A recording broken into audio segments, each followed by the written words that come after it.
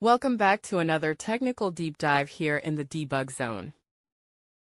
Today, we're tackling a big question and breaking it down with insights from other users. Hopefully, this clears up some misconceptions and helps you get the answer you need. So buckle up, stay a little curious, and let's jump right in.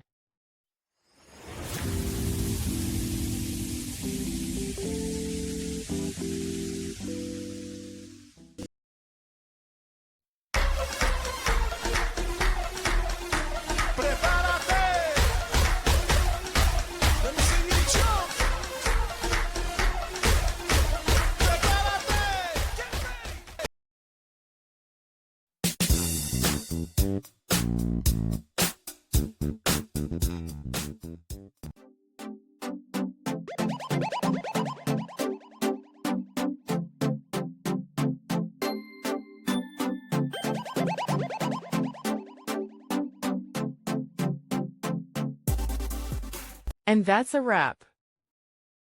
I hope you found the answer you were looking for. If you did, take a second to hit that subscribe button. It really helps out. And let me know in the comments which solution worked best for you. See you next time in the debug zone.